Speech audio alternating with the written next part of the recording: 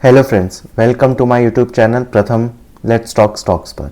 आज हम बात करेंगे एलजी इलेक्ट्रॉनिक्स के आईपीओ पे। ये काफ़ी बड़ा आईपीओ है, लगभग 11,000 करोड़ का ऑफर फॉर सेल का आईपीओ आ रहा है, जिसकी वैल्यूएशन लगभग एलजी इलेक्ट्रॉनिक्स कोर या अपना एलजी इलेक्ट्रॉनिक्स इंडिया का पार्ट को सेल कर रहा है, जो कि एलजी इलेक्ट्रॉनिक्स इंडिया का वैल्यूएशन लगभग 77,000 करोड़ के वैल्यूएशन पे सेल हो रहा है। और ये पूरा ही ऑफर फॉर सेल है। ऑफर फॉर सेल का मतलब होता है कि जितने भी शेयर्स बिक रहे हैं वो सारे शेयर्स ही जो उनके पुराने प्रमोटर्स हैं वो अपनी ऑफ शोर अपना सब माल आपको बेच के जा रहे हैं। इसका क्या मतलब है? इसका मतलब है कि क्या उन्हें एलजी इलेक्ट्रॉनिक्स में ग्रोथ नहीं दिख रही है, या उन्हें लगता है कि पीक आउट हो गया, या इतना वैल्यूएशन उनके हिसाब से बनता नहीं है, क्योंकि दुनिया में कहीं दिखता नहीं है।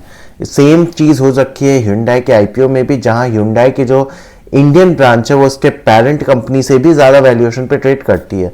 तो लगभग $8.7 बिलियन पे ये आईपीओ आपके सामने आके खड़ा हुआ है। पर हम बात करेंगे कि क्या हमें लेना चाहिए, क्या हमें अप्लाई करना चाहिए, कैसे इन्वेस्टर्स को ले लेना चाहिए, कैसे को नहीं लेना चाहिए। पर पहले हम इसको फंडामेंटल तौर पे इसके कुछ साइट्स देख लेते हैं कि क्या वैल्यूएशन है, क्या वेरिएशन है। लगभग 77,000 करोड़ पे आईपीओ आ रखा है, ये तो मैंने आप सभी को बता रखा है। और अगर हम इसकी 3-4 मेट्रिक्स हमारे लिए सबसे इंपॉर्टेंट रहेगा देखना। एक तो हम इसको कंपैरिजन करेंगे इसके पेयर्स से। पेयर्स इसके जो दो सबसे इंपॉर्टेंट पेयर्स हैं, जो दो सबसे बड़े पेयर्स हैं, वो आता है आपके हैवेल्स और वोल्टास। इन दोनों से कंपेयर अगर आप करेंगे तो अगर मैट्रिक्स में आ जाए, इन्हीं से हम कंपेयर करेंगे। और हम दूसरे मैट्रिक्स पे आ जाए।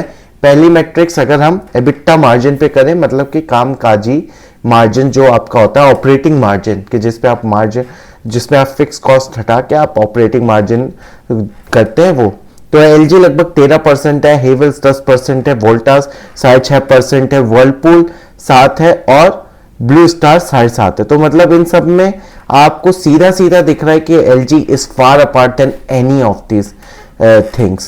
पर और एलजी किस किस चीज में डील करता है? एलजी अगर हम बाजार की हिस्सेदारी देखें, वॉशिंग मशीन में लगभग इनका 33.5% का मार्केट शेयर है। मतलब जितनी भी वॉशिंग मशीन बिकती है 1/3 वॉशिंग मशीन एलजी की बिकती है। रेफ्रिजरेटर में 28.7 है, मतलब दरमियान 3.5 10 में लगभग 3 एसी इधर, 3 रेफ्रिजरेटर इधर भी, इनके 10 में से 3 बिक ही जाते हैं। 10 रेफ्रिजरेटर मतलब इंडिया में बिकते हैं, तो 3 रेफ्रिजरेटर लगभग एलजी के बिकते हैं। टीवी में 25.8 है, 1 में से 4, और एयर कंडीशनर में 19.4 है, मतलब 1 में से 5 में से 1 एयर कंडीशनर एलजी का ही बिकता है, जो भी इंडिया में बिकता है। तो इस हिसाब से हम देखें तो काफी इनके पास मार्केट शेयर ऑलरेडी है। अब ये इनके लिए, अगर आप इसको आईपीओ के तौर पे आप अच्छा बोल सकते हैं, पर मेरे हिसाब से ये इनके लिए एक काफी दिक्कत की बात है, क्योंकि एक मार्केट जो कि 8 या 10% से ग्रो करने वाली, कंज्यूमर ड्यूरेबल, इंडिया में एक अच्छी तरीके की स्पेंडिंग आ रही है, इन सब एसी रेफ्रिजरेटर, ये एक लग्जरी और एक एफ्लुएंसी की निशानी होते हैं, जिसका ये चीज ऑफ शोर्स और एक हिंटरलैंड इंडिया में पहुंच रही है। तो इस चीज की डिमांड दुनिया भर के गांव में है। तो उस हिसाब से अगर एक में से आप 4 में से 1 टीवी बेच रहे हो, 1 में से 3 अगर आप वॉशिंग मशीन 3 में से 1 वॉशिंग मशीन बेच दे रहे हो, 10 में से 3 रेफ्रिजरेटर आप ही के बिक रहे हैं, तो इसमें मेरे हिसाब से ग्रोथ आपके लिए बहुत दिक्कत हो जाती है। आप किससे खींचोगे? और आप थोड़े अपर रेंज में भी हो, पर आप एक किस्म से एक top end of the market हो। आप कहां से एक वैल्यूएशन, आप कहां से दूसरे का मार्केट शेयर खाओगे? या तो आप 2% रहो, 4% रहो, 5% रहो, वहां से आप ले सकते हो। पर अगर आप ऑलरेडी 3 में से 1 अगर आप खुद ही बेच ले रहे हो, और हर बड़ी ये जो टॉप की 4-5 बड़ी चीजें अगर आप 3-4 में 1 बेच दे रहे हो, तो आप ऑलरेडी एक बहुत ही अच्छे मार्केट शेयर पे बैठे हुए हो। अगर हम रिटर्न ऑन इक्विटी देखें, मतलब अगर 100 रुपए लगाते हैं तो कितना पैसा इनको 1 साल में रिटर्न जनरेट कर लेते हैं, वो लगभग 37% है। रिटर्न ऑन कैपिटल एम्प्लॉयड 50% है। EBITDA margin 9%, net profit margin 9%, और हैवेल्स 10% है, वोल्टास 6%, वर्लपूल 7, ब्लू स्टार 7.5। तो अगर मैट्रिक्स हम देखें तो मैट्रिक्स में आसपास भी कोई भी ब्रांड जो दूसरे कंज्यूमर ड्यूरेबल्स है वो आसपास भी नहीं भटकती है। और इसीलिए हम इसी तर्ज पे हम वैल्यूएशन पे भी बात कर लेते हैं क्योंकि वैल्यूएशन सबसे ज्यादा इंपॉर्टेंट हो जाता है अब जब आप आईपीओ देखने जा रहे हो। एलजी का 35 जो उन्होंने मार्च 2025 की डीएचआरपी फाइल करी है सेबी में, उन्होंने ये बताया है कि एलजी लगभग 35 के पी पे आपको मिलने वाली है। हैवेल 64, वोल्टास 52, वर्लपूल 43 और ब्लू स्टार 65। तो अगर आप देखें तो पी के टर्म्स में, वैल्यूएशन के टर्म्स में एलजी काफी फिट बैठता है। तो अगर मैं आईपीओ में अप्लाई करने की बात करता हूं, सीधे आईपीओ में अप्लाई आपको एप्लीकेशन लगानी चाहिए। जितना पैसा है उतने की आपको एप्लीकेशन लगानी चाहिए। इसमें लगभग 30-40, 15-20% का ग्रे मार्केट प्रीमियम और 30-40% में इजी देखता हूं कि आपके पैसे बन सकते हैं। तो अगर आपके पास जितना भी पैसा है आपको उसके आईपीओ में जरूर लगाना चाहिए। एप्लीकेशन तो लगानी चाहिए। लिस्टिंग गेन्स के लिए अगर आप खेल रहे हो तो खेलना चाहिए।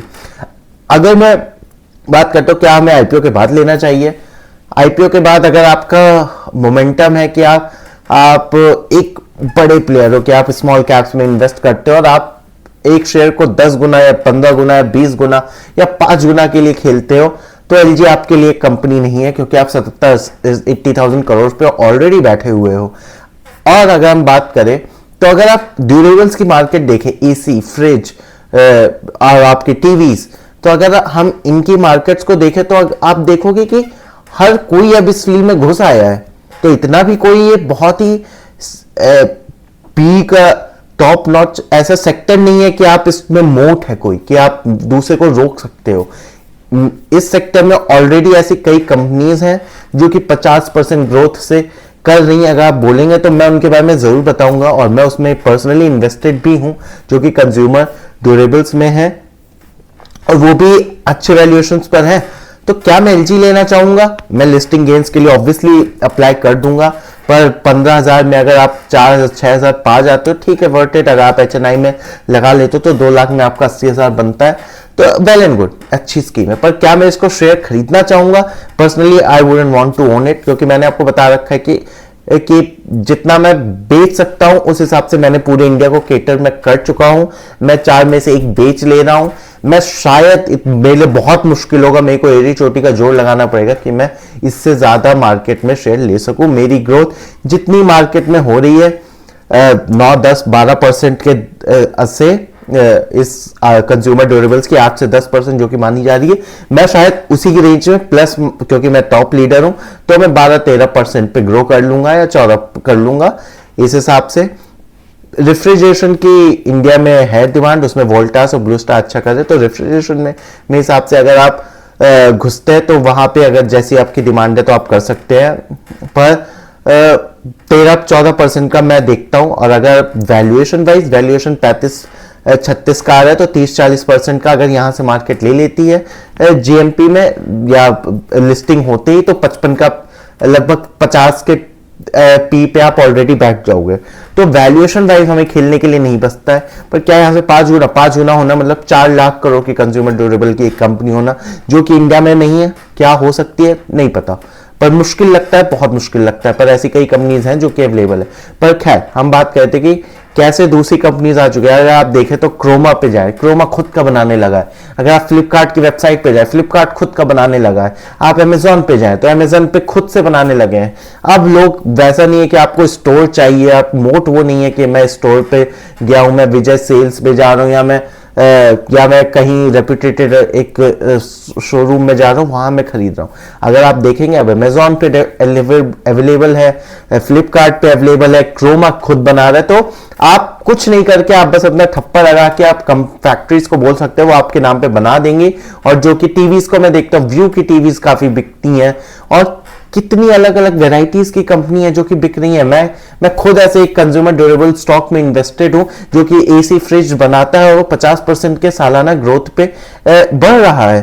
तो अब उतना ज्यादा नहीं है कि क्या आप गांव की मार्केट या आप रूरल मार्केट को एड्रेस कर सकते हो इस प्राइस रेंज में। Price range is the ticket point in LG electronics. क्या वो मार्केट शेयर दूसरे रूरल मार्केट से ले सकता है? बहुत ही डिफिकल्ट है।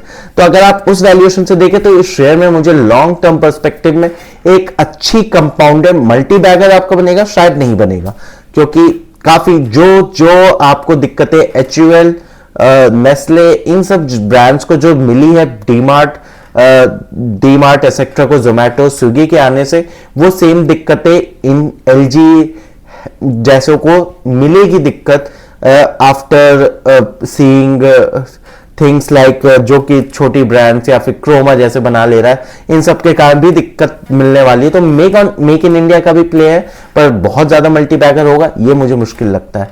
खैर, अप्लाई करना आप जरूर करें। बाकी thank you so very much ये सुनने। अगर आपको कोई भी और जानना है तो जरूर बताइएगा, मैं उस पर जरूर वीडियो लेकर आऊंगा। बाकी लाइक, सब्सक्राइब, कमेंट जरूर करें और बेल आइकन को जरूर दबाएं, जिससे कि जैसे ही वीडियो आए उसमें आपको पता लगे। Thank you so very much.